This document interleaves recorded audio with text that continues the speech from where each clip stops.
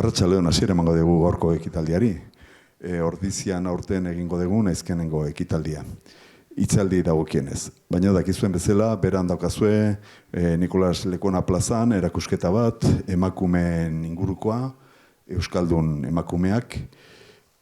Jarri gendun, 24 emakume zirela, baina ja dagoeneko 26 emakume jarri ditugu, eta ez dakite irakurri dezuen, begiratu dezuen, baina ja dagoeneko Ordiziko emakume bat ere badezue bertan, Nekane Balluerka bertan jasota dago. Orduan, horrezaz gain, gero matematikako lehiaketa antolatuko da, Baiara osorako begira, eta azaroan hitzaldi saioak behaseinen izango ditugu. Jakiteko, behintzet informazio modura, izango ditugu alde batetik Isabel Bezino, eta berak itzengo digu baleen eta gizonen arteko, baleen begia versus gizonaren, gizakiaren hau esanik, hori izango da bat, gero izango ditugu bertako ikerlari eta ekintzaileak, ondoren izango dugu beste saio bat, la salud mental en el deporte de alto nivel, horri izango ditugu Ramon Cid, urte askotan Espainiko txapelduna izandakoa eta entrenatzailea, eta Irati Michelena, ama bertakoa do, Ordizikoa do ama, okerrezpanago, Irati Michelenak, eta hau neurozientifikoa da. Eta gero izango dugu, azkenengo saio bezala, izango ditugu bi persona, alde batetio Jose Ignacio García Plazaola eta bestaletio Beatriz Fernández Marín, eta bi hauek izan ditugu 4 aldiz behintzet Antartikan ikerketak egiten landaren inguruak eta. Eta hori alde bate utzita, gaurkoari ekingo diegu. Eta gaurkoan bertan daukagu, dakizuen bezala, Asier Gómez Olivencia, Barakaldoko Bilbotarra, ez? Hoi da, ederki. Bai, giza evoluzioan espezializatutako doktorea eta paleontologoa da Euskal Herriko Unibertsitatean. Ikerketa eta argitalpen esperientzia zabala du, 100 artikulu zientifikotan parte hartu izan duelarik. Atapuerkako ikerketa taldean egin zuen tesia, Cambridgeko Unibertsitatean da Parisko Musée de l'Homme lan egin du eta 2014an Euskal Herriko Unibertsitatean sartu zen, lehenik Ikerbasque ikertzaile gisa, gero Ramon y Cajal ikertzaile bezala eta pasaden urteko urritik doktore ikertzaile gisa.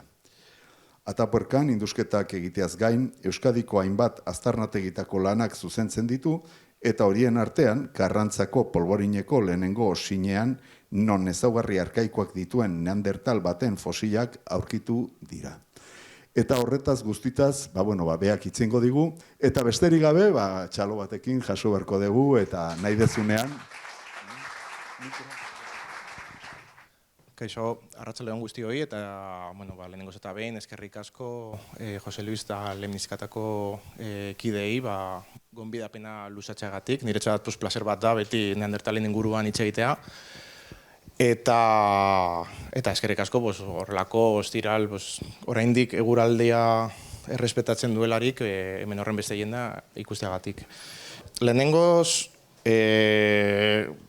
niri beti gustatzen zaiona aipatzea da zientzia, hemen egongo naz, eta hainbat emaitza aurkeztuko ditut, baina lan honen atzean badago talde oso potente bat, ez? Adibidez, polborineko lehenengo zinean lan egiten dugunok, talde zabala da, 21 pertsona, talde internazionala, euskagu pertsona batzu, oraintxe, Cambridgeko Unibertsitatean bukatu dutelarik, edo Parisko Musée de l'Homme ere lan egiten dutenak, eta azkenean, hori, zientzia talde gauza bat dela, azpimarratu nahiko nuke. Eta ez hori bakarri, baizik eta guk ere horko basulotan egiten ditugun, hainbat azterketa, ezin genituzke egin, oso eskul zabaltasun handiz etortzen diren espeleologiei taldeei esker egiten dugu hainbat gauza, haiek ziurtatzen diguten sokak jarri eta segurtasuna bermatu eta ez. Eta, nik hitzaldian azkenean ibiliko naz hor, hainbat gauza kontatzen, eta niretzat gustatuko litzateke 3 mezu horrela horrokor bidaltzea. Zerbait, itxengo dudanaren inguruan, etxera zerbait eramatekotan, 3 idei nagusiak. Alde batetik, neandertalak hemen Euskal Herrian bizi izan zirela, gutxienez, 150.000 urtetan zehar, Gero, Euskal Herrian dauzkagun aztarnategiak eta gauden ikerlariok ez bakarrik zonalde honetan, baizik eta Europa mailan dauden eztabaidetan modu aktiboan parte hartzen dugula, eta hori ere azpimarratzekoa da, hau da, Euskal Herriko ikerlariok eta Euskal Herriko aztarnategiak garrantzitsuak direla Europa mailako ikerkuntza honetan, eta gero, bezale batetik, ere gure polvorinen Karrantzan egiten dugun aztarnategi horretan egiten dugun lana, nire uste apalean,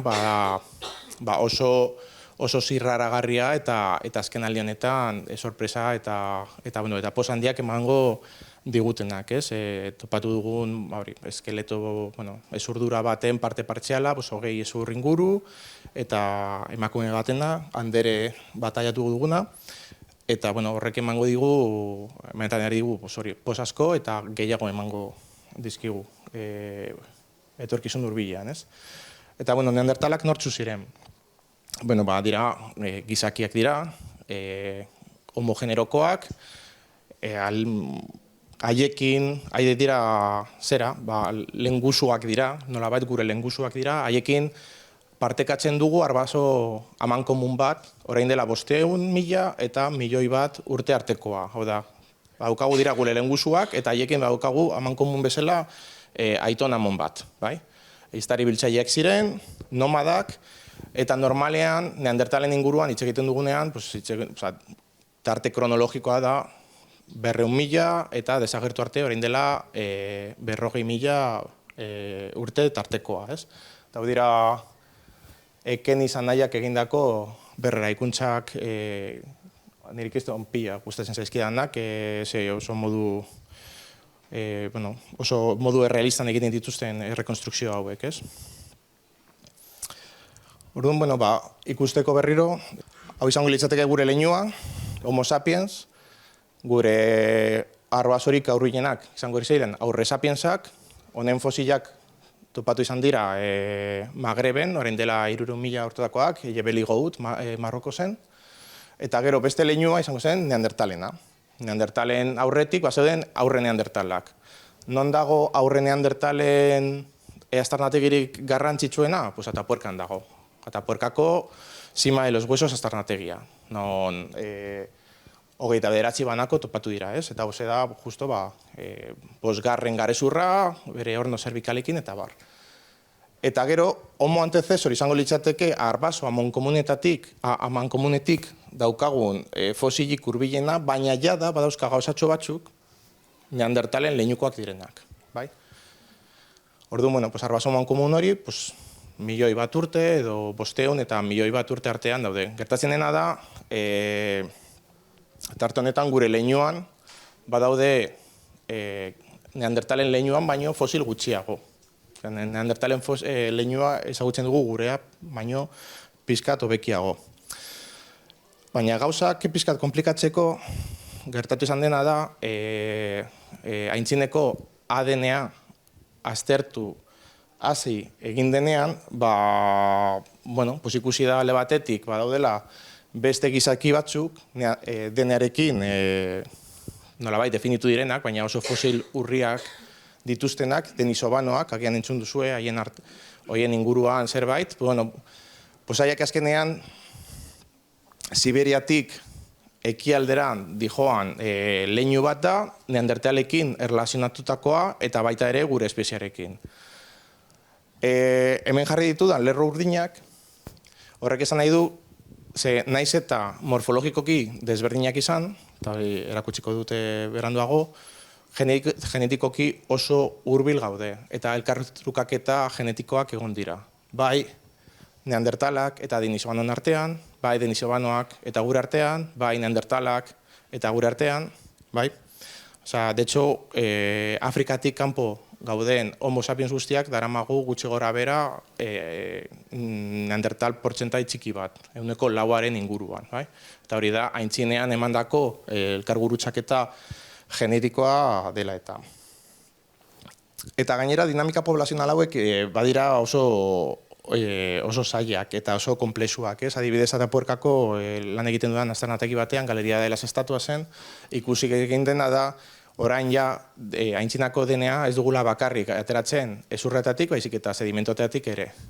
Eta Galeria de las Estatuasen daukagu 2 metrotako sekuentzia bat, eta sekuentzia horretatik atera genituen hainbat lagin, momentu desberdinetakoak, ez?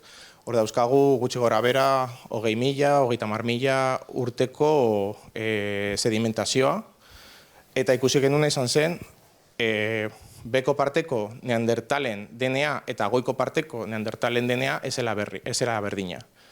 Horrek zer erakitzen du? Horrek esan nahi duena da, momentu batean, hor bizi ziren neandertal horiek, segurazki desagertu zirela, eta beste leinuko, beste neandertal batzuk ere, Iberiar Penintsula sartu zirela, eta Burgosera heldu zirela, eta hor jarraitu.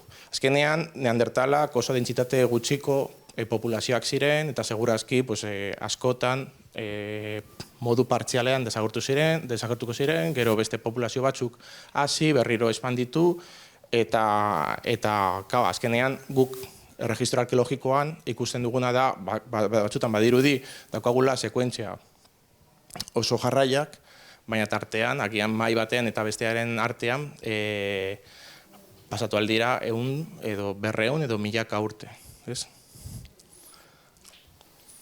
Erduan, bueno, hauxe da daukagun, hemen hori ilustratzeko, aurre neandertalak eta neandertalen arteko gezi zuzena jarri ordez, hainbat gezi eta komplikazio hori sartu nahi izan dut. Modu orokorrean, neandertalak berezi daitezke, beti esaten dugu, guk daukagula kopeta vertikala, eta haiek daukatela kopeta horrela pizkat inklinatuagoa, guk daukagula kokotxa, haiek ez daukatela kokotxa, baina gero ezurdura postkranealean ere badaude hainbat desberdintasun. Haiek ez dauzkaten pelbis zabalagoak, artikulazio handiak, orokorrean sendoagoak ziren, ez? Baina desberdintasun hauek, inkluso, heltzen dira ezurrik txikienera ere. Hauxe da, guk belarrian daukagu ezurrik txikiena, estriboa, bai? Hauxe da, sapiens baten estriboa, eta hor burua zentruan dago, eta hauxe da, Frantziako neandertal batetik ateratako estriboa. Egin genion tak bat, medikoan egiten den takak bezala, baina tak industrial bat, potentzia gehiagokoa, eta horren barruan ikusi genuen estribo hau. Modu virtualean berreraiki genuen, neurtu, eta honek daukana da burua ez dagoela zentruan, baizik eta albo batean. Hau da, gorputzeko ezurrik txikienarekin ere posiblea dela bereiztea sapiens bat eta neandertal bat. Bai? Hau da, genetikoki oso hurbil gaude, baina morfologikoki desberdinak gara. Eta hauxe dira, nik egindako beste ikerkuntza batzuen inguruko beste figura batzuk, ez? Adibidez, toraxa ere, tamaina eta itxura desberdinetakoa zen, hauxe da Kebara bi, ekialde hurbilean dagoen aztarnategi batean aurkitutako neandertal baten fosil baten berreraikuntza virtuala, eta baita ere, zeukaten, lordosi lumbarra, hau da, kurbatura lumbarra txikiagoa. Modu horretan ere, pisuaren zentzua askoz ere zuzenagoa zen, baina aldiz, gero patologia batzuk izateko ere aukera gehiago.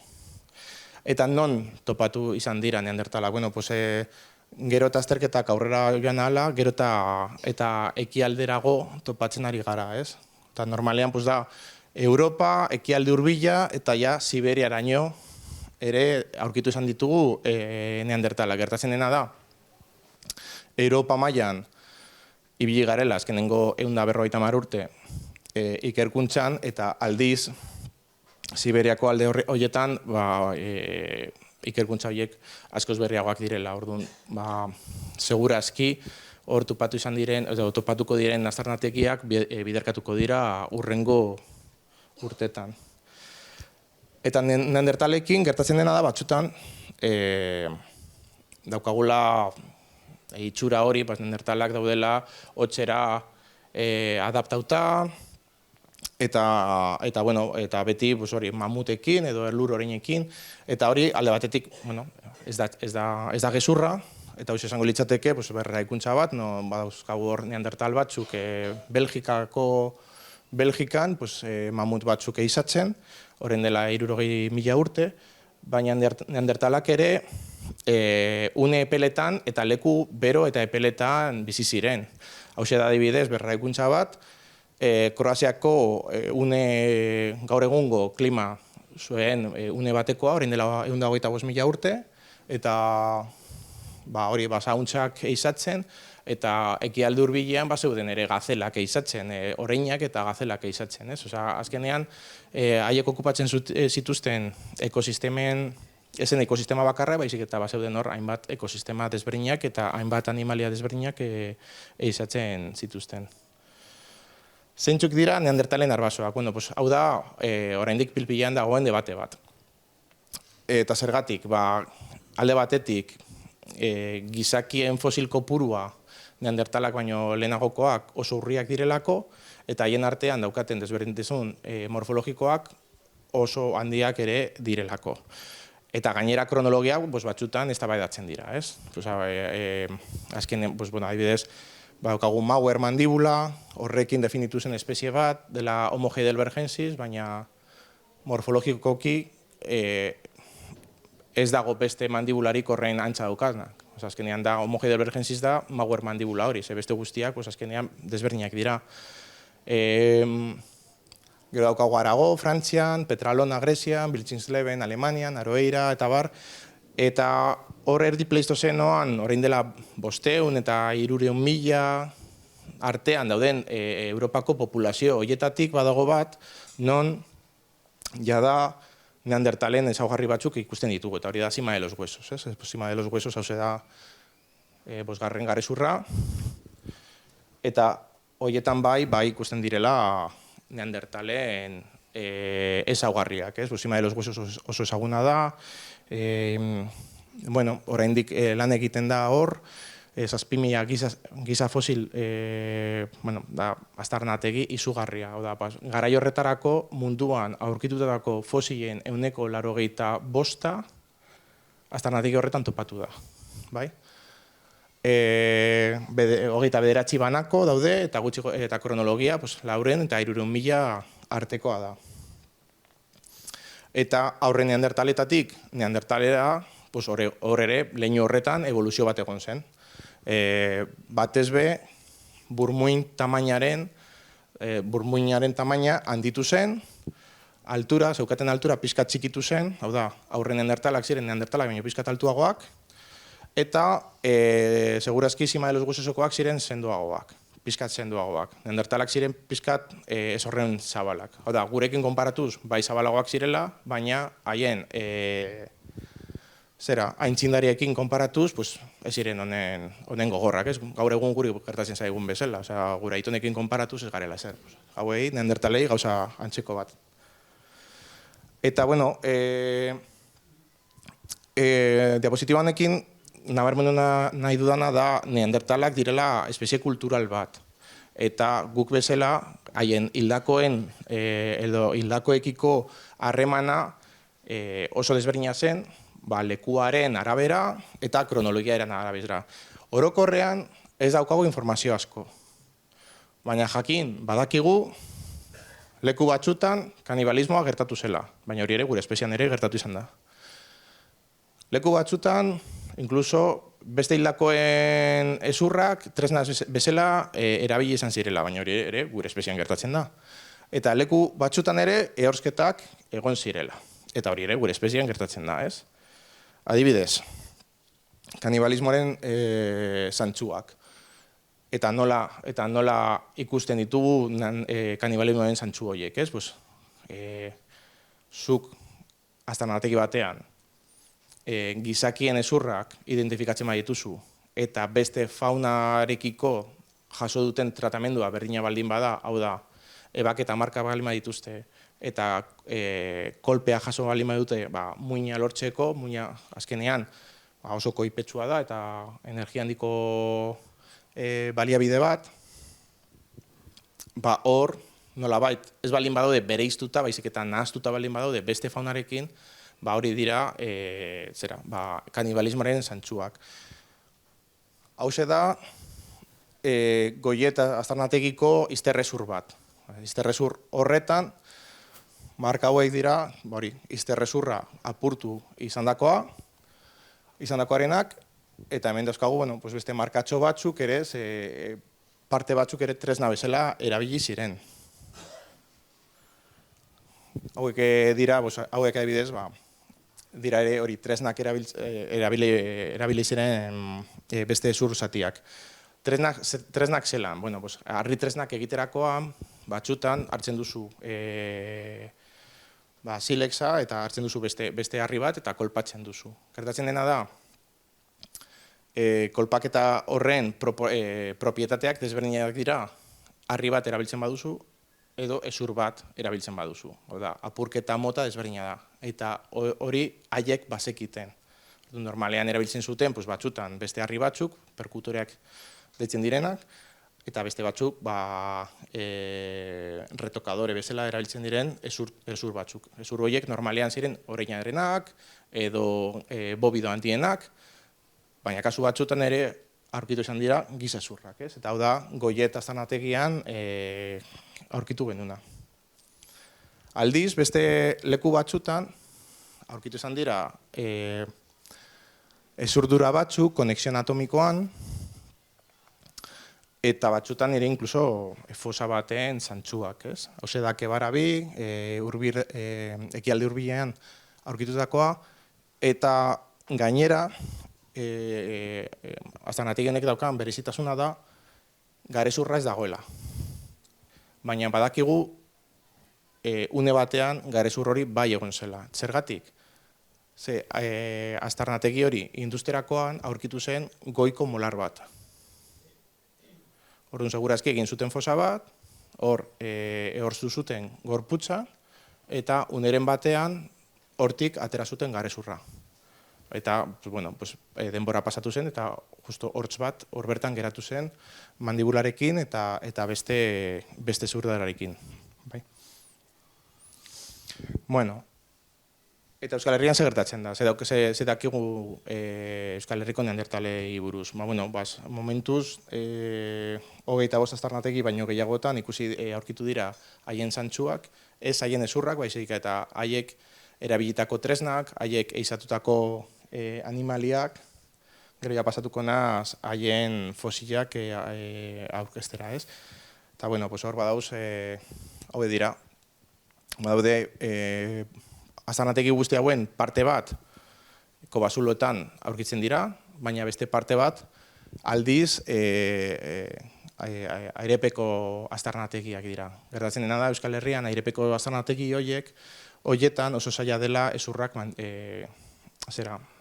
mantentzea, dauzkagun zoruak oso azidoak dira eta desegiten dira. Orduan, kobazulotan aurkitzen ditugun aztarnategietan, bai harri tresnak eta baita hezurrak topatzen ditugu, aldiz, airepeko aztarnategietan bakarrik harri tresnak aurki ditzazkegu, ez? Eta hau izango zen, aztarnategi klasiko baten itxura, hau da Axlor, Diman, oso dentsitate altuko leku bat, hau zediak hezur zatipillo, silex eta beste tresna batzuk, eta behin eta berriro erabili izan zen arpea. Eta gero, zelan lortzen dugu guk neandertalen inguruko informazioa, ez? Alde batetik, animalien hezurrak ematen digute informazio ez zuzena, haiek jaten zutenarekiko, ze gertatzen dena da ere, haiek landarea jaten zutela badakigu, baina ez dira mantentzen sedimentuetan, ez? Normalean usteltzen dira eta azkenean desagertzen dira. Beste alde batetik ere, harri tresnak informazioa ematen digute, bi modutan. Alde batetik, zelan egin diren erraminta horiek, ze badaude tresneri hori egiteko modu desberdinak, baina baita ere, tresna horiek edo lanabez horiek badaukate egiten dira harri desberdinekin. Eta harri desberdin horien jatorria jakinda, ere ikusi dezakegu neandertal horiek erabiltzen zuten territorioa, edo elkartrukaketa eremua, nolabait. Eta noski ere, baina askoz ere urriagoak direnak, neandertalen ezurrak, baina hauek azkenean oso urriak dira eta horregatik baten bat aurkitzen dugunean asko pozten gara. Lehen komentatu dudan bezala, hau izan daiteke adibidez, landarez aparte, neandertalek jango zuten faunaren nolabait bizio bat, mendu del dia. Bisonteak, zaldiak, eluroreinak, eta gero proportzio txikiago batean errinozero ilutsuak, eta baita ere batzutan ere mamutak, portzentai txikiago batekin. Ekialde hurbilean, lehen aurreratu duan bezala, hau dira uroak, gaur egungo zezenen arbasoak, arbaso hauek ez dakit inoiz uroen inguruan zerbait entzun duzuen, baina 1000 kilotara heltzen ziren, eta altura onaino 1,80 m. Hauek ez dira, gero San Ferminetan sartzeko zezenak. Eta, beste orain batzuk, orain mota desberdinak, ez? Eta gazelak. Eta gure eremuan, gehien bat aurkitzen ditugun animaliak, dira basauntzak, oreinak, zaldiak eta bisonteak eta uroak. Bai, bat eta bestea. Baina ez hori bakarri, baizik eta gero aztarnategietan, batzutan, oso proportzio txikian, sorpresa batzuk jasotzen ikusten ditugu. Bazeuden beste espezie batzuk ere ustiantzen zituztenak. Adibidez, hemen Gipuzkoan dagoen Amalda aztarnategian, zestoan, Joseba Riosek orain hartu du zuzendaritza berriro eta darama urte batzuko hor lanean, adibidez, aurkitu zen lehoin nabar baten metapodo bat, eta horrek badauka hor ebaketa marka bat, lehoin nabarrak edo leopardoak, eta ebaketa marka puntu horretan, ez? Kao, ezur bakarra izanik, ezin dezakegu jakin, ustiak eta hori zen jateko, baina aldiz bai koherentea dela, nola da, larrua kentzeko normalean egiten diren ebaketa markak hortik dijoazte, ez? Justo hemengo partean egiten dituzte eta gero joaten dira kentzen. Eta gero Axlorren ere sorpresan hartu genuen, ze hau dira, bi ezur hauek dira, alde batetik tibiotarso bat, eta hau da izterrezur bat, arrano batenak.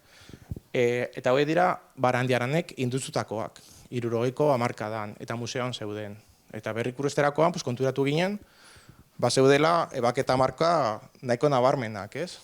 Hau da, agian erdi paleolitoko Kentucky Fried Chicken, baina chicken izan ordez, izango zen arrano bat jantzuten hor. Gero, Amaldan ere, Josebak egindako lanen inguruan eta beste ikerlari batzuk egindako lanei esker ikusi izan dena da hor aurkitu diren lanabezen lehen gaiak enondik zetozen, ez? Alde batetik badaude hori vulkanitak edo harri vulkano sedimentarioen adibideak, gero daude beste batzuk segurazki ibaiak garraiatutako parteak direla, gero daude beste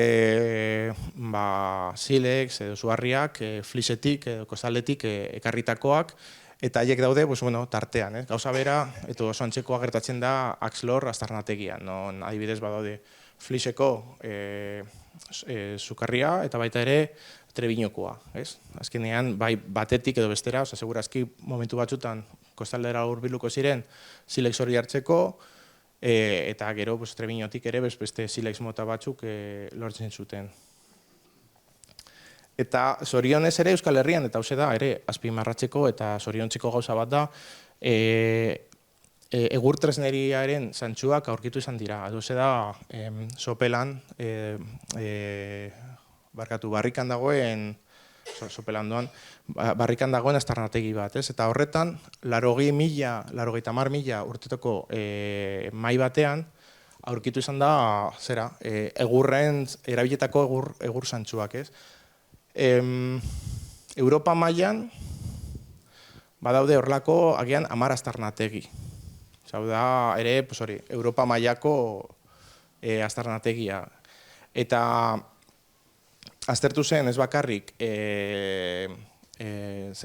egurra ze espezietakoa zen, baizik eta teknologikoki zelan landu izan zen.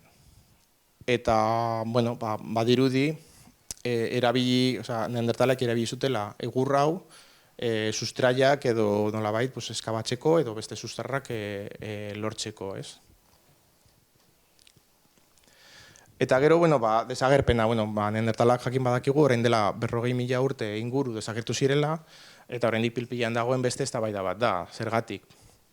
Eta hor, elkar gurutzatzen dira hainbat arazo, ez? Alde batetik, datazio zehatzak lortzeko zaila da, ze justo dago karbono 14 eremuaren mugan. Beste alde batetik badakigu, klima aldaketa zorrotzak eta bortitzak egon zirela oso denbora motzean. Aldaketa kulturala gertatu zirela segurazki neandertalen baitan, ez? Neandertal talde batzuk kultura mota bat zeukaten, gero beste kultura bat agertu zen, eta bar. Eta gero gure espeziea Homo sapiens, sartu zen Europan, orain dela 55.000 urte. Zer nolako zantzuak dauzkagu honen inguruan? Klimaren inguruan, badauzkagu bi aztarnategietan, non azkenengo neandertalen garaiko fosilak aurkitu ditugu, adibidez, Larraunen, Maineako aztarnategian, bada Iberiar penintsulan dagoen oso aztarnategi garrantzitsua, aurkitu dira 5 errinozero iletsu eta mamut baten ezurrak. Eta datatu ditugu zuzenean, eta gutxi gora bera, 55.000 urte ingurukoak, ez? Eta gero beste alde batetik, Zestoako Baio aztarnategian ere, elur orain baten metalpodo bat datatu genuen, eta hori da justo 52.000 urtetakoa. Hau da Txatelperron aldiko garaia. Eta hau da neandertalak egin zuten azkenengo teknologia motako edo teknologia mota horren garai hori. Eta garai horren inguruan daukagun, Iberiar penintsulan daukagun aztarnategi garrantzitsuena ere Euskal Herrian dago. Eta hori da Aranbaltzan barrikan. Lehen komentatu dut Aranbaltzan bazegoela aztarnategi bat, 80.000 urtetakoa, Euskanak egur tresna batzuk, zonalde horretan, baina beste zundaketa batean eta kronologia pixkat ezberdinarekin, aurkitu izan da hori Txatelperron aldiko aztarnategirik garrantzitsuena. Txatelperron aldia batzutan esaten da hori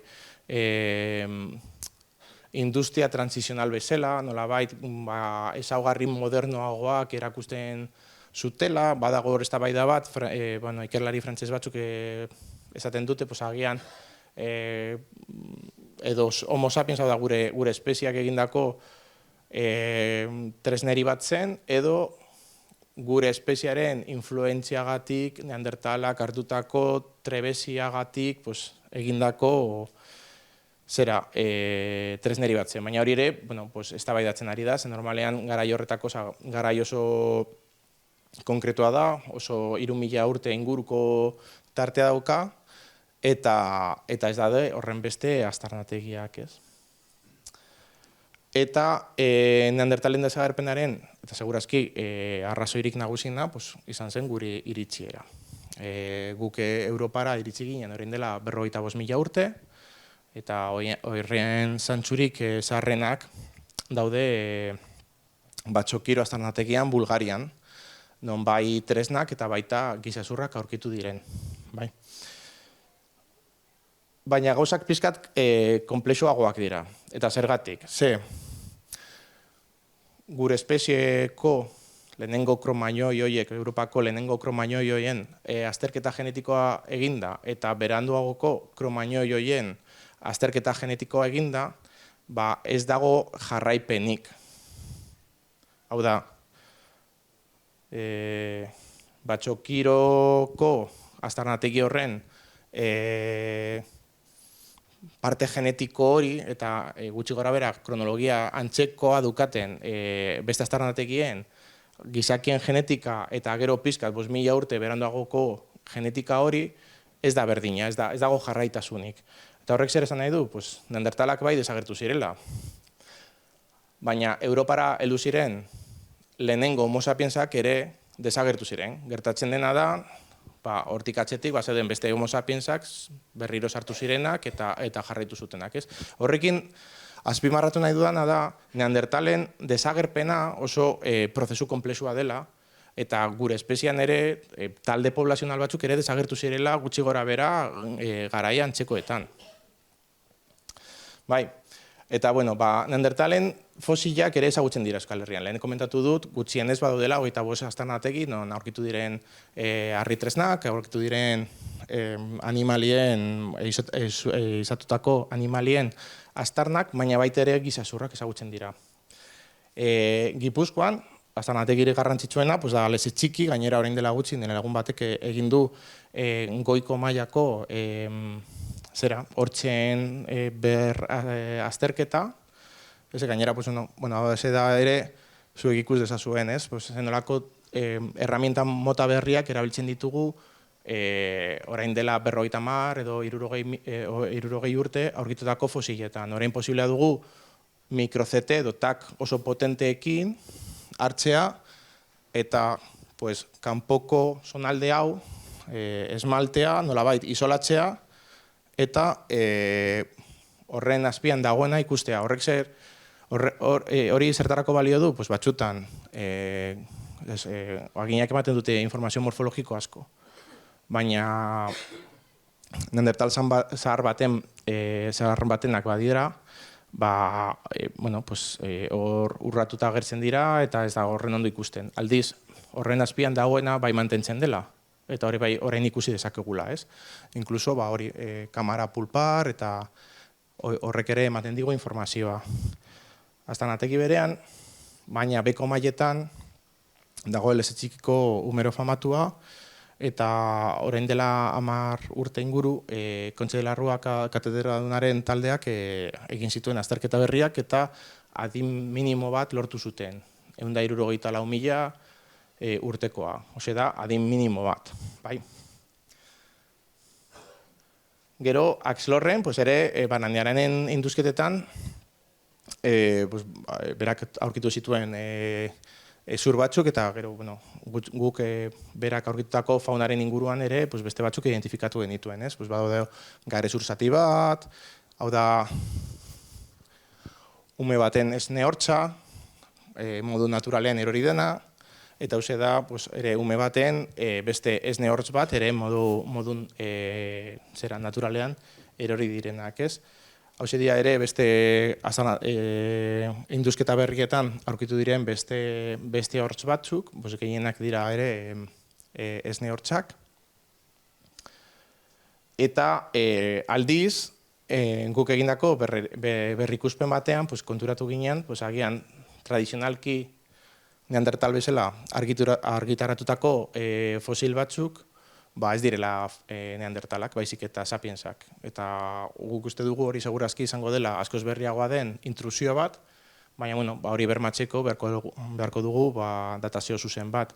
Gure ez dira horren zaharrak, baina datazio zuzen bat eginez eta analizi genetiko batekin, duda horiek argitu ditzazkegu. Eta gero, Araban ere badago beste aztarnategi bat, esne hortz bat aurkitu dugu. Hauek dira, orain arte, ezagutzen ziren aztarnategi tradizionalak, ez? Eta, honekin bukatu nahi dut, azkenean, neandertalak ere balio behar digute, ez da bakarrik gure iraganari buruz ikasteko, baizik eta ere gure gaur egungo egorari hausnartzeko modu bat bezala. Así que eskerrik asko zuen arretagatik.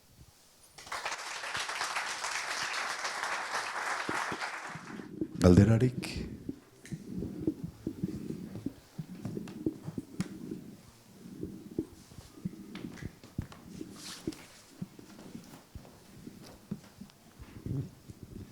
Eixo, txaldeon. Bueno, lehen uste nahiko argi izan dekela, baina Ximar de los Suezoko lehen garai baten esanoan, esateoan ez, Heidelbergensisak zela. Gaur hori dutantzeak? Bai, a ber, claro, nolabait, Simako taldeak erabili izan du Homo heidelbergensis izena, eta haiek esan zuten, nolabait erabiltzen zutela izen hori, Europan erdi pleistozenoan zeuden fosil guzti horiek barruan sartzeko. Baina gero, hori eta gero, hausnarketa bat egin da, eta berez, Heidelbergensisa definitzen da Mauer mandibulari esker, eta mandibula hori, Simako mandibulak dira askoz ere neandertalagoak, orduan ezin dezakegu esan Heidelbergensis bat direla. Gertatzen dena da, neandertal klasikoak, nolabait, definitzeko erabiltzen diren ezaugarriak hartuta, Simakoak batzuk bai betetzen dituztela, baina beste kasu batzutan aldiz ez dituzte ezaugarri morfologiko deribatu horiek, baizik eta arkaikoagoak dira. Hau da, neandertalen ezaugarri batzuk bai betetzen dituztela, baina beste batzuk ez. Horregatik orain, komodoagoak sentitzen gara pre-neandertal edo aurre neandertal hitza erabiliz. Beste galderarik.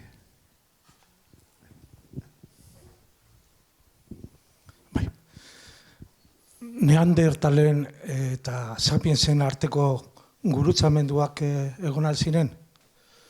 Bai, bueno, hori, hori izan da debate bat urte askotan zehar, ez? Hasiera batean, aintzinako DNA aztertzen zen DNA mitokondriala, eta hor ezen zantzurik topatu. Aldiz, teknikako betzu zirenean, eta DNA nuklearra aztertzen hasi izan zenean, bai ikusi dela elkar gurutzatzen bat bai egon dela. Eta segurazki behin baino gehiagotan.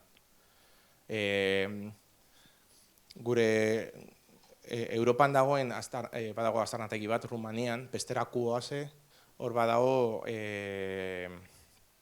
garezur bat, euskala hori 38.000 urte inguru, 36.000, ez dakit. Bueno, horren azterketa genetikoa egin zen, eta ikusten zen, bere, ez dakit, 6-8 10 belaunaldi lehenago, bazeukala neandertal bat bere leinuan.